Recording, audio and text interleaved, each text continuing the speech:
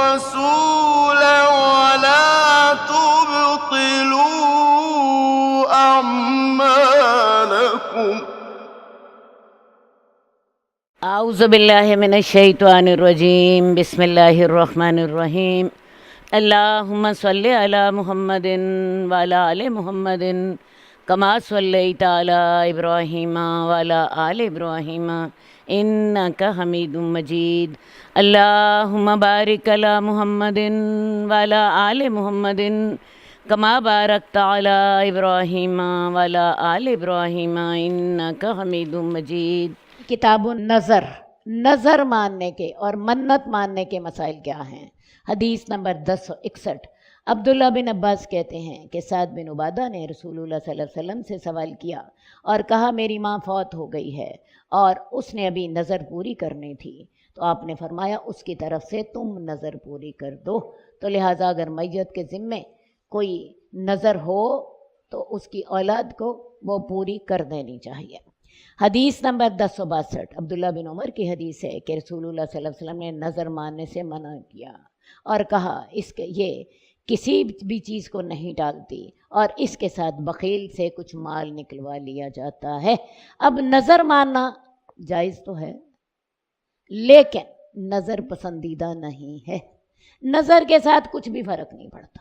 مثال کے طور پہ آپ نظر مان لیتی ہیں میرے بیٹے کو اللہ تعالیٰ جو ہے وہ صحت دے دے تو میں 3 روزے رکھوں گی، ٹھیک ہے؟ آپ کی اس نظر ماننے سے بیٹے کو صحت نہیں ہوگی، ہونا وہی ہے جو تقدیر میں ہے۔ نظر ماننے سے کچھ بھی تبدیل نہیں ہوتا۔ ہاں اس کے ساتھ اللہ تعالیٰ کسی بخیل سے کچھ مال نکلوا لیتے ہیں۔ آپ نظر مان لیتی ہیں جی میرے بیٹے کو اللہ تعالیٰ امتحان میں پاس کر دے تو میں 1000 روپیہ اللہ کے راستے میں دوں گی، ٹھیک ہے نا؟ میں آپ کو بتاؤں بیٹے نے اگر پاس ہونا اس کے مقدر میں ہے تو تبھی ہوگا، آپ کی نظر کے ساتھ کچھ فرق نہیں پڑتا، لیکن اللہ تعالیٰ اس کے بہانے آپ سے 1000 روپیہ نکلوا لیں گے۔ اس سے بڑا بہتر یہ ہے آپ وہ صدقہ پہلے کر دے، اللہ میں 1000 روپیہ صدقہ کرتی ہوں، اللہ میرے بیٹے کا رزلٹ اچھا کر دے، اللہ تعالیٰ میں 3 روزے رکھتی ہوں، میری اس عبادت کو قبول فرما اور میرے بیٹے کو صحت عطا فرما۔ کیا خیال ہے جب ہم نظر مانتے ہیں ہم اللہ سے شرط کر رہے ہوتے ہیں اللہ تو میرے ساتھ ایسا کرے گا تو میں تیری عبادت کروں گی، اللہ میرا بیٹا ٹھیک ہوگا تو تب میں 3 روزے رکھوں گی۔ مجھے بتائیے اللہ ہم سے شرط کر کے دینے لگ پڑے تو ہمارا کیا بنے گا؟ بات میری سمجھ آئی ہے کہ نہیں؟ نظر پسندیدہ نہیں ہے، نظر سے اللہ کے رسول نے منع کیا اور فرمایا کہ اس کے ساتھ کچھ بھی نہیں ٹلتا، جو ہونا ہے وہی ہوتا ہے۔ ہاں بخیل کے ساتھ سے کچھ مال نکلوا لیا جاتا ہے، اور ویسے بھی میں نے آپ سے کہا کہ جب آپ اللہ سے شرطیں لگا کے اللہ سے کروائیں گے کچھ مانگیں گے تو اللہ بھی آپ کو شرطیں لگا کے دینے لگ پڑے تو آپ کا کیا بنے گا؟ ٹھیک ہے؟ بہت بہتر یہ ہے جو نیکی آپ نے کرنی ہے پہلے کر دیں اور کرنے کے بعد اللہ سے کہیں کہ اللہ تعالیٰ میری یہ نیکی قبول فرما دے اور میرا یہ والا کام میرا کر دے، اللہ میرے پہ فلاں رحمت کر دے، میرے بچے کو صحت دے دے یا میرے بچے کو پاس کر دے یا جو آپ نے کہنا ہے۔ حدیث نمبر 1064۔ حضرت انس کی حدیث ہے کہ انہوں نے ایک بوڑھے آدمی کو دیکھا جو کہ اپنے 2 بیٹوں کے درمیان سہارا لے کر چل رہا تھا، یعنی ایک بوڑھا آدمی تھا چل نہیں سکتا تھا، ایک جوان بیٹے نے ادھر سے پکڑا ہوا ہے، ایک جوان بیٹے نے ادھر سے پکڑا ہوا ہے اور وہ 2 بچوں کے درمیان وہ بڑی مشکل سے چل کے جا رہا ہے۔ آپ نے فرمایا اس کا کیا معاملہ ہے؟ لوگوں نے بتایا اس نے نظر مانی ہے کہ وہ پیدل چل کے حج کرے گا اور حالت یہ ہے کھڑا نہیں ہوا جا رہا، 2 بچوں کو ساتھ اس نے انگیج کیا ہوئے اپنے ساتھ۔ تو اللہ کے رسول صلی اللہ علیہ وسلم نے کہا آپ نے اسے حکم دیا کہ وہ سوار ہو جائے اور ساتھ یہ بھی کہا کہ اللہ تعالیٰ یہ جو اپنے نفس کو سزا دے رہا ہے اس سے بے نیاز ہے، تو لہٰذا ایسی چیز ایسی نظر جس کو آپ پورا نہ کر سکتے ہوں وہ نہیں ہوتی۔ آپ نے نظر مانی جی میں اللہ کے راستے میں 1,00,000 روپیہ دوں گی، ٹھیک ہے نا؟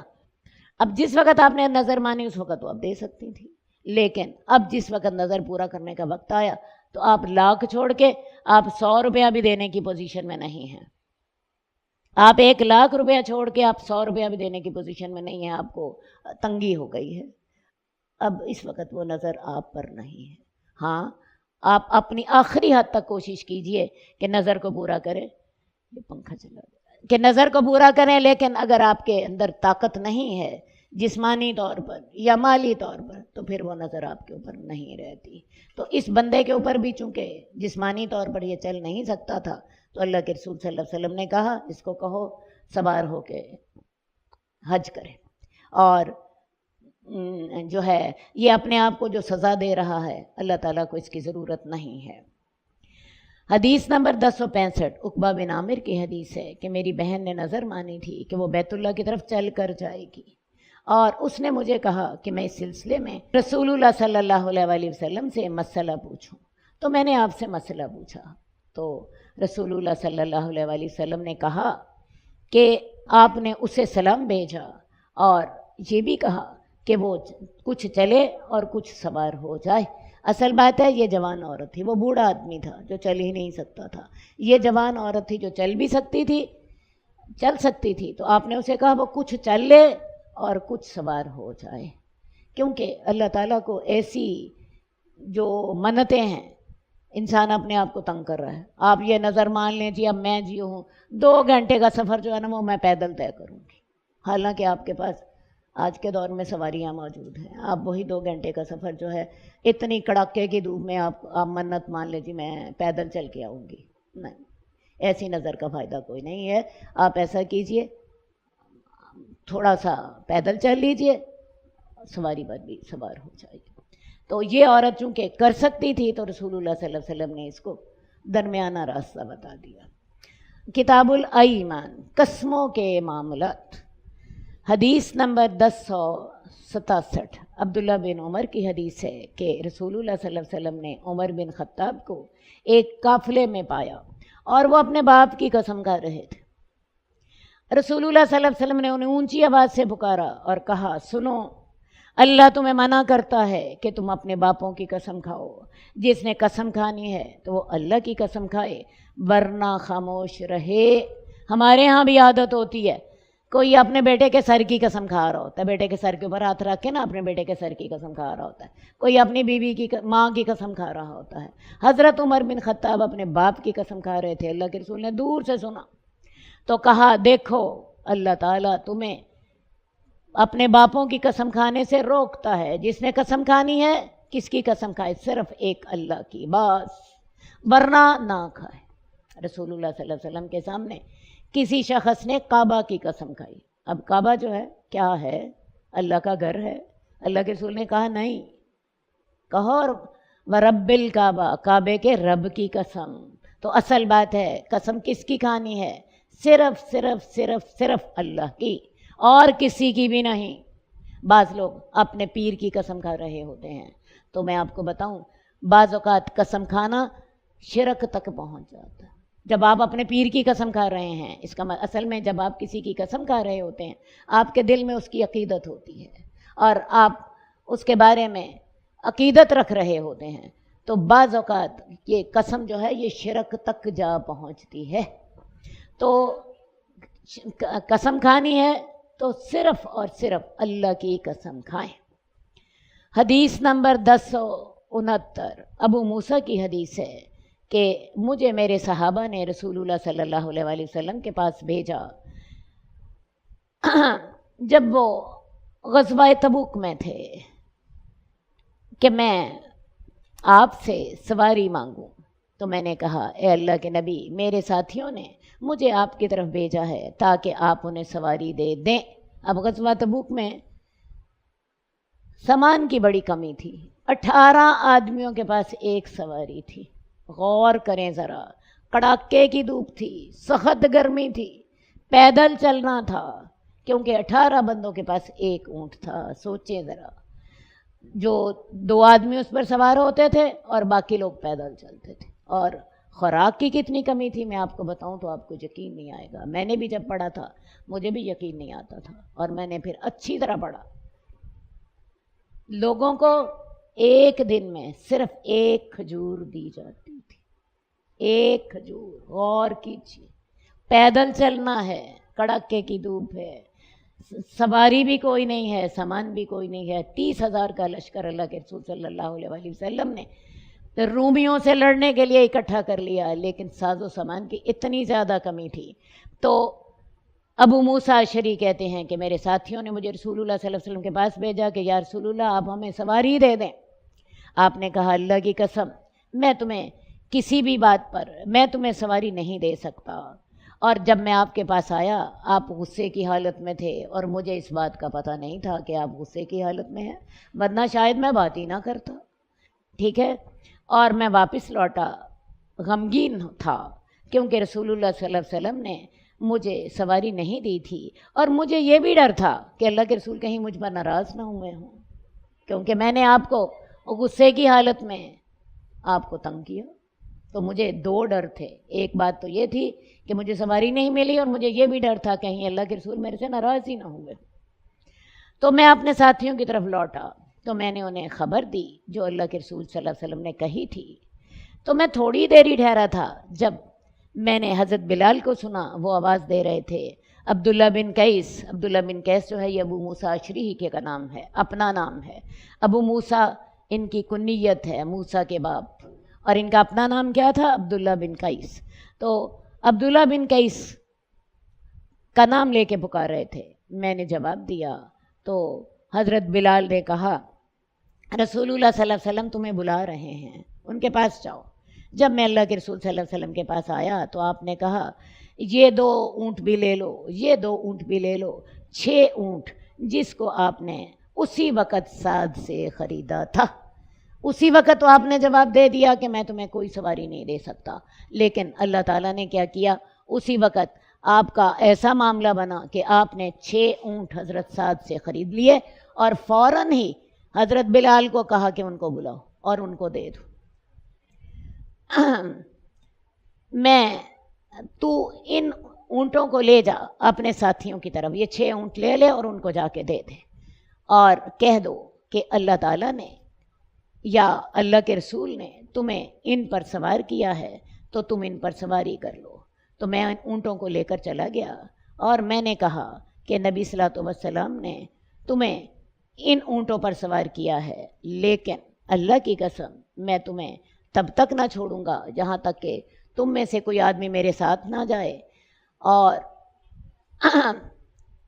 میرے ساتھ نہ جائے اور وہ اس بات کی تصدیق نہ کریں کہ میں نے جو کہا تھا وہ درست تھا، تاکہ تم کو یہ بدگمانی نہ ہو کہ میں نے آ کر کوئی ایسی بات کہہ دی تھی جو آپ نے نہیں فرمائی تھی۔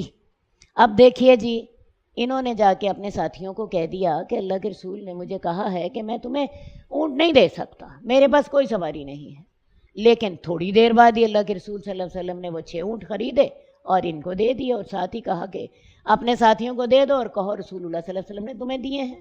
لیکن ان کو ساتھ یہ بھی ڈر تھا کہ ایسا نہ ہو کہ میرے ساتھی کہیں کہ تم جھوٹ بولتے ہو، پہلے تم نے اللہ کے رسول کی جھوٹی بات ہمیں بتا دی، لوگوں کو بدگمانی نہ ہو کہ میں نے اللہ کے رسول کے بارے میں جھوٹ بولا ہے۔ تو لہٰذا انہوں نے کیا کیا کہ انہوں نے اپنے ساتھیوں سے کہا کہ تم میرے ساتھ آؤ اور میرے ساتھ آ کے تصدیق کر لو کہ پہلے اللہ کے رسول نے یہ بات پہلے کہی تھی اور اب دوبارہ اللہ کے رسول نے یہ بات کہی ہے، تاکہ تمہیں یہ خیال نہ ہو کہ میں نے اللہ کے رسول کے بارے میں کوئی غلط بیانی کی ہے۔ تو وہ میرے ساتھی کہنے لگے تو ہمارے ہم تجھے سچا ہی سمجھتے ہیں، لیکن ہم وہ کام کریں گے جو تجھے پسند ہے، یعنی ہم تیرے ساتھ جائیں گے اور جا کے ہم تصدیق کر لیں گے کہ واقعی یہ بات ایسے ہی ہوئی کہ پہلے اللہ کے رسول صلی اللہ علیہ وسلم نے نہیں دیے اور بعد میں آپ نے دے دیے۔ تو ابو موسیٰ ان میں سے کچھ لوگوں کو ساتھ لے کر گئے، حتیٰ کہ وہ ان لوگوں کے پاس آئے جنہوں نے رسول اللہ صلی اللہ علیہ وسلم کی بات سنی تھی جب آپ ان کو نہیں دے رہے تھے۔ حضرت ابو موسیٰ اشعری نے ان لوگوں کے پاس جا کے تصدیق کرائی کہ بتاؤ اللہ کے رسول نے پہلے یہی کہا تھا نا میں تمہیں نہیں دے سکتا، ٹھیک ہے۔ پھر آپ نے دے بھی دیا، تو انہوں نے ان سے ویسی ہی بات کی جیسی ان سے ابو موسیٰ نے بات کی تھی۔ اصل بات ہے حضرت ابو موسیٰ اشعری کو یہ خیال تھا کہ کہیں لوگ یہ نہ سمجھے کہ تو رسول اللہ صلی اللہ علیہ وسلم کے بارے میں غلط بیانی کر رہا ہے، لہٰذا انہوں نے اپنی بات جو تھی وہ صحیح کر لی۔ اب یہ ہے کہ ایسا کیوں ہوا تھا؟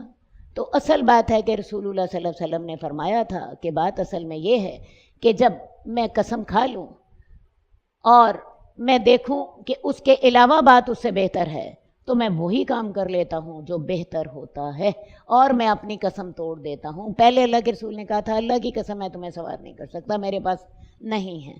جب میں دیکھتا ہوں کہ جو میں نے بات کہی ہے اس کے علاوہ جو دوسری بات ہے وہ اس سے زیادہ بہتر ہے، اور اس صورتحال میں جو آپ نے اس حدیث میں پڑھی ہے، اللہ تعالیٰ نے آپ کو تھوڑی دیر میں وہ اونٹ دے بھی دیے، 6 اونٹ۔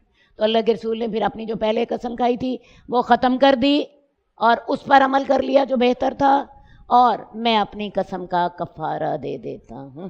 تو لہٰذا ہمیں بھی یہی کرنا چاہیے۔ اگر کوئی قسم کھا لیں اور قسم کھانے کے بعد ہمیں پتہ چلے کہ ہم نے جو قسم کھائی ہے وہ غلط ہے، غصے میں کھا لی یا جہالت میں کھا لی، تو ہمیں اپنی قسم کا کفارہ دے دینا چاہیے اور کون سا کام کرنا چاہیے جو بہتر ہے۔ مثال کے طور پہ میں آپ کو 1-2 مثالیں دے دیتی ہوں۔ کسی نے قسم کھائی جی اللہ نے مجھے بیٹا دیا، میں نے دربار پہ دیکھ دینی، آپ کو پتہ چلا کہ اوہو یہ تو شرکیہ بات ہے، قسم توڑ دیں۔ اب آپ نے دربار پہ دیکھ نہیں دینی، اپنی قسم کا کفارہ دے دیں۔ اور قسم کا کفارہ کتنا ہے؟ 10 آدمیوں کو کھانا کھلانا اس درجے کا جو تم اپنے گھر والوں کو کھلاتے ہو، یا ان کو کپڑے پہنانا، یا 3 دن کے روزے رکھنا، اور شروع میں یہ ہے ایک غلام آزاد کرنا، یا 10 آدمیوں کا کھانا اس درجے کا جو تم اپنے گھر والوں کو کھلاتے ہو، یا 10 آدمیوں کو کپڑے پہنانا، یا 3 دن کے روزے رکھنا۔ انسان کو جو چیز سوٹ کرتی ہے وہ کر لے۔ یا بعض اوقات عورتیں قسم کھا لیتی ہیں اللہ مجھے بیٹا دے گا تو میں 5 سال تک اسے لوگوں سے کپڑے مانگ کے پہناؤں گی۔ دیکھیے نا آپ نے، یہ بھی بہت سی عورتیں مانگ رہی ہوتی ہیں لوگوں سے کپڑے، آپ کو بعد میں پتہ چلا اوہو یہ تو کام غلط ہے، چھوڑ دیں۔ اور کیا کریں؟ اپنی قسم کا کفارہ دے دیں۔ ایک آپ نے قسم کھا لی اللہ کی قسم میں آج کے بعد تیرے گھر نہیں آؤں گا، لڑائی میں کسی رشتہ دار سے کہہ دیا، بہن سے کہہ دیا، بھائی سے کہہ دیا، قسم اپنی توڑ دیں، بھائی کے گھر جائیں۔ یہ کوئی اچھی باتیں نہیں ہیں۔ اللہ تعالیٰ نے رسول اللہ صلی اللہ علیہ وسلم کو جب آپ نے شہد پینے پر قسم کھائی تھی کہ میں اب شہد نہیں پیوں گا، تو اللہ تعالیٰ نے آپ سے کہا تھا قد فرض اللہ لکم تحلۃ ایمانکم، اللہ تعالیٰ نے تم پر تمہاری قسموں کو توڑنا فرض قرار دیا ہے۔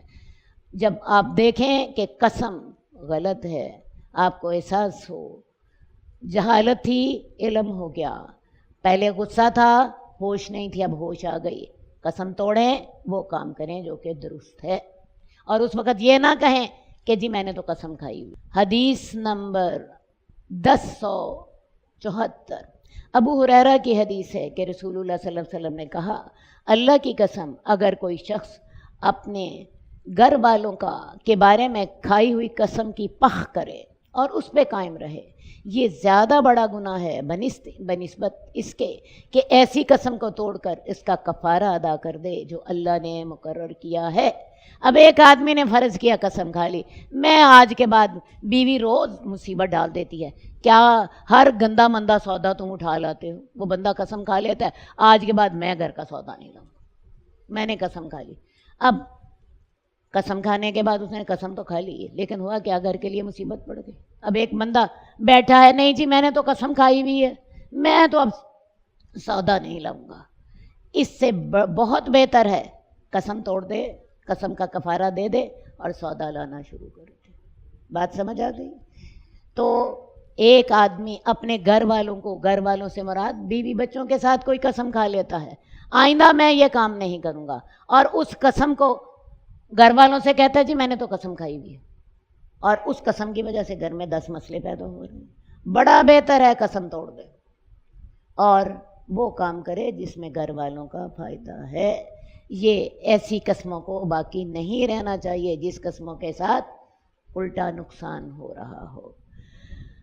حدیث نمبر 1075 عبداللہ بن عمر کی حدیث ہے کہ عمر بن خطاب نے رسول اللہ صلی اللہ علیہ وسلم سے کہا اے اللہ کے رسول، میں نے جاہلیت میں ایک دن اعتکاف کی نظر مانی تھی کہ میں بیت اللہ میں اعتکاف کروں گا، تو آپ نے حکم دیا کہ وہ اپنی نظر کو پوری کر لے۔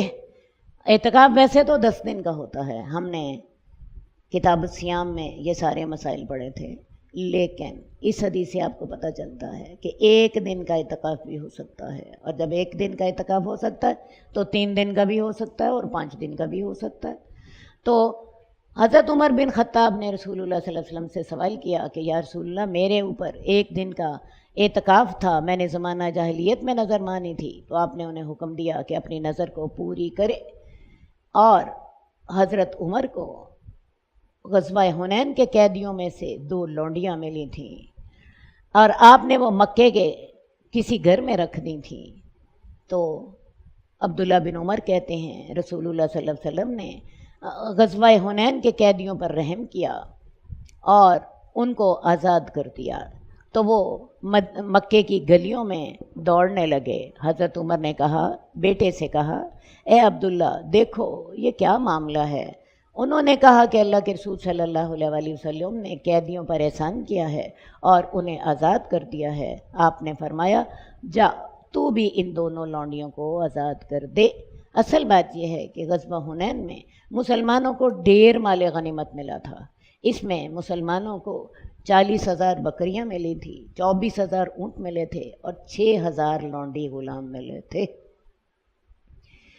اب رسول اللہ صلی اللہ علیہ وسلم نے غزوہ حنین کے مال غنیمت کو تقسیم نہیں کیا، انتظار کرتے رہے کہ شاید غزوہ حنین کے جو ہے لوگ ہیں، یہ بنو حوازن اور بنو ثقیف قبیلہ تھا، شاید یہ لوگ مسلمان ہو جائیں اور مسلمان ہو کے واپس آ جائیں اور میں ان کا مال ان کو واپس کر دوں۔ اللہ کے رسول نے کافی دن انتظار کیا، لیکن ہوا یہ کہ یہ مسلمان ہو کر نہ آئے۔ آپ نے وہ لوگوں کے اندر تقسیم کر دی، مال غنیمت بھی تقسیم کر دیا، اور وہ 6,000 لونڈی غلام بھی جو تھے وہ بھی تقسیم کر دیے۔ اب یہ لوگ کافی دیر کے بعد مسلمان ہو کر آئے اور انہوں نے رسول اللہ صلی اللہ علیہ وسلم سے کہا کہ یا رسول اللہ ہمارا مال ہمیں واپس کر دیجئے۔ آپ نے فرمایا کہ دیکھو 2 باتیں ہیں، یا تو اپنا مال واپس لے لو یا اپنے لونڈی غلام جو تمہارے بچے اور عورتیں ہیں انہیں واپس لے لو۔ انہوں نے کہا کہ ٹھیک ہے، ہمیں ہمارے عورتیں اور بچے واپس دے دیجیے۔ تو اللہ کے رسول صلی اللہ علیہ وسلم نے پھر ان کے کہنے پر ان کے لونڈی غلام آزاد کر دیے تھے۔ تو یہی ان میں سے 2 جو تھے قیدی حضرت عمر کو بھی ملے تھے۔ تو حضرت عمر کو جب پتہ چلا تو حضرت عمر کے رسول اللہ صلی اللہ علیہ وسلم نے ان کو آزاد کر دیا ہے اور ان کے اصل جو مالک تھے ان کو واپس کر دیا ہے، تو حضرت عمر نے بھی ان کو بھی واپس کر دیا۔ حدیث نمبر 1077 ابو ذر کی حدیث ہے۔ وہ کہتے مارور سے روایت ہے، مارور کہتے ہیں کہ میں ابو ذر سے ربضہ کے مقام پر ملا اور حضرت ابو ذر نے ایک چوغا پہنا ہوا تھا اور ان کے غلام پر بھی ویسا ہی چوغا تھا۔ تو میں نے ان سے پوچھا اس کے بارے میں۔ اب رسول اللہ صلی اللہ علیہ وسلم نے صحابہ کی تربیت کی تھی کہ اپنے غلاموں کے ساتھ کو وہی کھلاؤ جو خود کھاتے ہو اور وہی پہناؤ جو خود پہنتے ہو۔ تو حضرت ابو ذر نے جیسے کپڑے پہنے ہوئے تھے ان کے غلام نے بھی ویسے ہی پہنے ہوئے تھے، اور بلکہ حضرت علی کا تو معاملہ اس سے بھی بہتر تھا۔ حضرت علی نے کیا کیا، خود کپڑے پہنے ہوئے تھے اور ان کے غلام نے ان سے زیادہ شاندار پہنے ہوئے تھے۔ ان سے جب پوچھا گیا کہ آپ کے غلام نے تو آپ سے بھی زیادہ شاندار کپڑے پہنے ہوئے ہیں، تو حضرت علی کہنے لگے بات اصل میں یہ ہے، وہ جوان آدمی ہے، میں نے سوچا یہ کپڑے پہن کر خوش ہوگا تو میں نے اسے اپنے سے بھی بہتر کپڑے پہنا دیے۔ کیا خیال ہے ہم اپنے ملازموں کے ساتھ ایسا کرتے ہیں کہ کبھی ہمارا ملازم ہم سے زیادہ اچھے کپڑے پہنا ہو یا کم از کم ہمارے جیسا ہی پہنا ہو؟ ہم تو اپنی اترن دیتے ہیں اور اترن دے کے بھی 10 دفعہ احسان جتاتے ہیں، صحیح؟ تو میں نے حضرت ابو ذر سے اس کے بارے میں پوچھا کہ تم نے اور تمہارے غلام نے ایک جیسے کپڑے پہنے ہوئے ہیں۔ تو وہ کہنے لگے اصل بات یہ ہے کہ میں نے ایک آدمی کو گالی دی تھی، تو میں نے اس کو اس کی ماں کی گالی دی تھی۔ انہوں نے حضرت بلال سے کہا تھا اے کالی ماں کے بیٹے، حضرت بلال آپ کو پتہ ہے حبشی تھے اور ان کی والدہ بھی حبشی تھی، تو میں نے اس کو اس کی ماں کے ساتھ آر دلائی تھی۔ تو اللہ کے رسول سن رہے تھے، تو اللہ کے رسول نے کہا ابو ذر تو اس کو اس کی ماں کی غیرت دلا رہا ہے، تو اس کی ماں کی آر دلا رہا ہے، اس کو کہہ رہا ہے کالی ماں کے بیٹے۔ تو ایسا آدمی ہے جس میں مسلمان ہونے کے باوجود جاہلیت ابھی باقی ہے۔ اور اللہ کے رسول کے اس سمجھانے کا حضرت ابو ذر غفاری پر اتنا اثر ہوا کہ حضرت ابو ذر غفاری نے کیا کیا، حضرت بلال سے کہا کہ بلال میں زمین پہ لیٹتا ہوں، تم اپنی جوتی کے ساتھ میرے گال کو روندو تو میں تب سمجھوں گا کہ تم میرے سے راضی ہوئے ہو۔ حضرت بلال نے کہا، منہ سے کہا میں معاف کرتا ہوں آپ کو، آپ نے مجھے ماں کی گالی دی، آپ نے مجھے ماں کے ساتھ آر دلائی، لیکن ابو ذر تب تک رضامند نہیں ہوئے، تب تک راضی نہیں ہوئے، کہنے لگے میں زمین پہ لیٹتا ہوں، تم میرے گال کو اپنے جوتے کے ساتھ روندو تب میں سمجھوں گا کہ تم نے مجھے معاف کیا ہے۔ یہ تربیت کی تھی رسول اللہ صلی اللہ علیہ وسلم نے اپنے صحابہ کی کہ اگر ان سے کوئی ایسی غلطی ہو جاتی تو اس حد تک اس کی تلافی کرنے کی کوشش کرتے۔ تو وہ تمہارے بھائی ہیں، وہ تمہارے ماتحت ہیں، اللہ تعالیٰ نے انہیں تمہارے ہاتھوں کے تمہارے زیر دست رکھا ہے، تو جس کا بھائی اس کے انڈر ہو تو وہ اس کو ویسا کھلائے جو خود کھاتا ہے اور ویسا پہنائے جیسا خود پہنتا ہے۔ کیا خیال ہے، ہمارے ملازم بھی تو ایسے ہی ہیں؟ کیا ہمیں سرخاب کے پر لگے ہوئے ہیں اور وہ پتھر کے بنے ہوئے ہیں؟ وہ بھی ہمارے جیسے انسان ہیں۔ اللہ تعالیٰ نے انہیں ہمارے انڈر کر دیا ہے۔ اللہ یہ بھی تو کر سکتا تھا کہ ہمیں ملازم بنا دیتا اور انہیں ہمارے مالک بنا دیتا، تو وہ تمہارے ہی بھائی ہیں، تمہارے ہی جیسے انسان ہیں، انہیں بھی ویسے ہی تکلیف ہوتی ہے، وہ بھی ویسے ہی تھکتے ہیں جیسے تم تھکتے ہو۔ انہیں تکلیف نہ دو جو ان پر غالب آ جائے، اور اگر تم انہیں تکلیف دیتے ہو تو ان کی مدد بھی کرو، اور خاص طور پہ رمضان میں۔ آج کل بی بی کو تو روزہ لگ رہا ہوتا ہے اور ملازمہ شاید پتھر کی بنی ہوتی ہے، سارے کام اس کے سپرد کر کے بی بی صاحبہ اے سی والے کمرے میں جا کے لیٹ جاتے ہیں۔ ایسا ہی ہوتا ہے نا، تو وہ ملازم تمہارے ساتھی ہیں، تمہارے بھائی ہیں، تمہارے جیسے ہیں، تمہارے جیسا ان کو، وہ بھی تھکتے ہیں جیسے تم تھکتے ہو۔ ان پر کام کا بوجھ زیادہ نہ ڈالو، اور اگر ڈالتے ہو خود ان کی مدد کرو، ان کے ساتھ خود لگ جاؤ، وہ پتھر کے بنے ہوئے نہیں ہیں، سمجھ آئی ہے؟ بلکہ اللہ کے رسول صلی اللہ علیہ وسلم یہ بھی فرماتے تھے، اپنے خادم کو ایک دن میں 70 دفعہ معاف کرو۔ آپ سے پوچھا گیا یا رسول اللہ انہیں کتنی دفعہ معاف کریں؟ آپ نے فرمایا 70 دفعہ معاف کرو۔ کیا خیال ہے، ہم اپنے ملازموں کے ساتھ ایسا کرتے ہیں؟ نہیں کرتے، ہم انہیں انسان ہی نہیں سمجھتے شاید۔ تو اللہ سے ڈریے، اور خاص طور پہ رمضان میں اپنے ملازموں پر چیخنا بند کر دیں، ڈانٹنا بند کر دیں، ان کا دھیان رکھیں، وہ بھی روزہ، انہوں نے بھی روزہ رکھا ہوتا ہے، تو ان کا خیال کیجیے۔ حدیث نمبر 1078 ابو ہریرہ کی حدیث ہے، رسول اللہ صلی اللہ علیہ وسلم نے فرمایا، جب تم میں سے کسی کا خادم اس کے پاس کھانا لے کر آئے تو اگر وہ اس کو اپنے ساتھ نہ بٹھائے، اول تو اسے اپنے ساتھ بٹھا کے کھانا کھلائے، جو خود کھاتا ہے اسے کھلائے، جو خود پہنتا ہے اسے پہنائے، اور اگر ایسا نہیں کرتا، اسے اپنے ساتھ نہیں بٹھاتا، تو اس کو 1 لقمہ یا 2 لقمے تو ضرور ہی پکڑا دے، کیونکہ اس کی گرمی صحیح ہے اور اس کو تیار کرنے کی مشقت صحیح ہے۔ کیا خیال ہے، آج کل کی گرمی میں کھانا تیار کرنا ہمت کا کام ہے یا نہیں؟ اس نے گرمی بھی صحیح اور اس نے اس کی مشقت بھی صحیح۔ ویسے بھی اگر تم اسے 1 لقمہ یا 2 لقمے نہ دو گے، اللہ کا حکم نہ پورا کرو گے، کیا ہوگا؟ وہ ملازم جو ہے وہ آپ کی ہانڈی میں سے خود ہی کھا لے گا نا۔ بہتر نہیں ہے کہ انسان اللہ کا حکم سمجھ کے انہیں خود دے دے، اللہ سے اجر بھی لے اور آپ کا ملازم بھی آپ سے خوش رہے، ورنہ آپ نہیں دیں گی تو اس نے آپ کی ہانڈی میں سے خود کھا لینا ہے اور بے برکتی ڈال دینی ہے، ٹھیک ہے نا؟ حدیث نمبر 1084 جابر کی حدیث ہے کہ ایک انصار میں سے ایک آدمی نے ایک غلام کو آزاد کر دیا اور اس کے پاس اس کے علاوہ اور مال نہیں تھا۔ اب ایک آدمی نے کیا کیا کہ اس کے پاس ایک ہی غلام تھا۔ اب اس غلام کو اس نے یہ کہہ دیا کہ جب میں مر جاؤں گا تو تم آزاد ہوگے، جب میں مر جاؤں گا تو تم آزاد ہوگے۔ رسول اللہ صلی اللہ علیہ وسلم کو اس بات کی خبر پہنچی، اور اس آدمی کے پاس اس کے علاوہ کوئی اور مال نہیں تھا، صرف ایک ہی مال تھا۔ کون سا؟ یہ غلام والا۔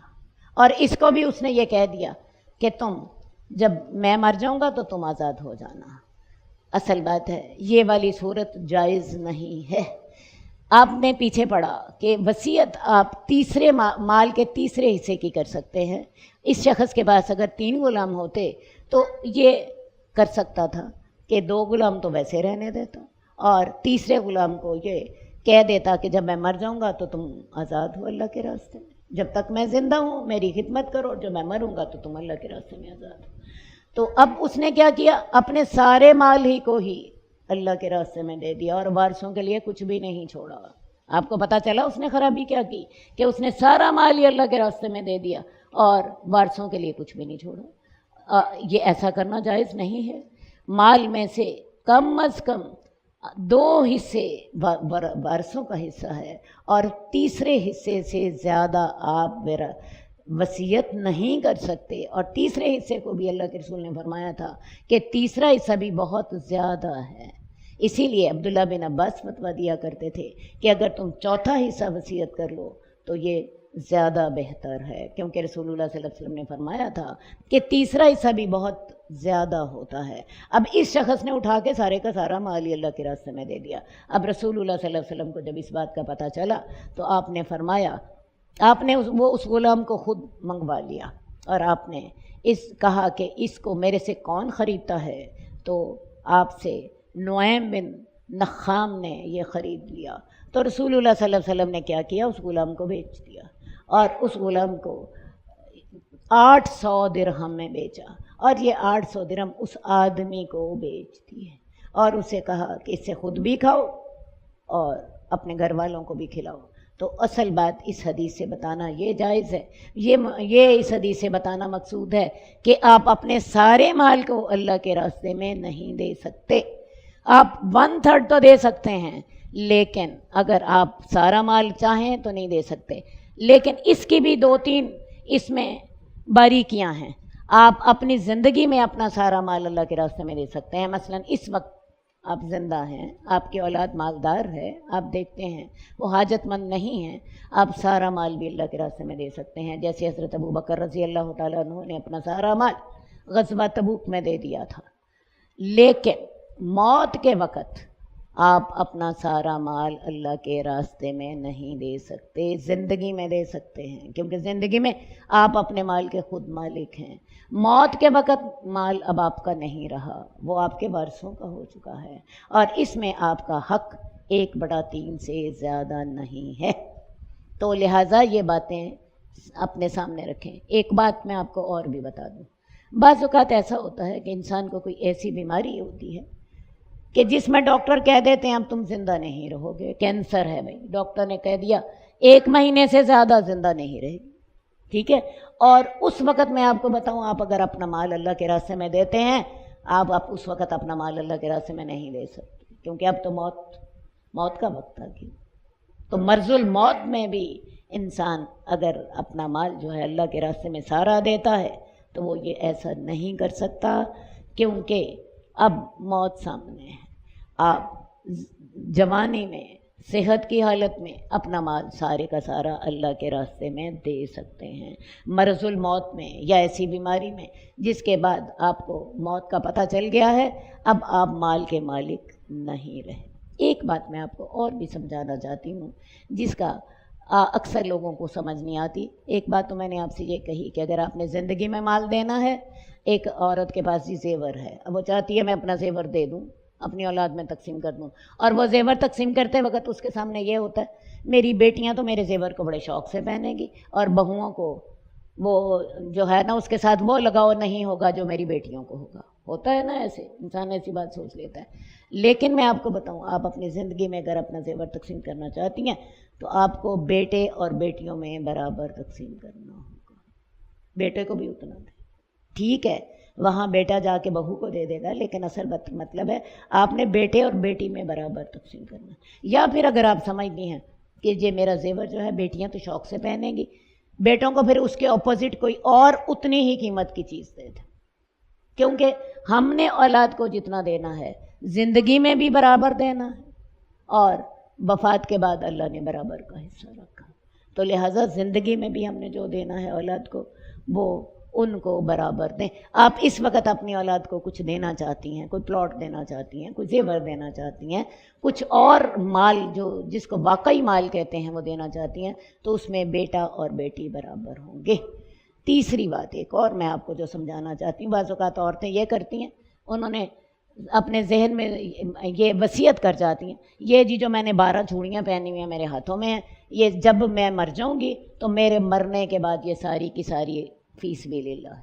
میں آپ کو بتاؤں یہ چیز جائز نہیں، یہ چیز جائز نہیں ہے۔ آپ نے اگر وہ دینی ہے 12 کی 12 چوڑیاں دینی ہیں، آج دیجیے، ان سے خود فائدہ اٹھانا بھی ختم کریں، آج دے دے، اللہ کے راستے میں آج آپ دے سکتی ہیں، لیکن وفات کے وقت اگر آپ یہ کہتی ہیں کہ میرے مرنے کے بعد یہ 12 چوڑیاں اللہ کے راستے میں دے دینا، تو یہ جائز نہیں ہے۔ آپ اس میں سے 1/3 دے سکتی ہیں، 2/3 وارثوں کا ہوگا۔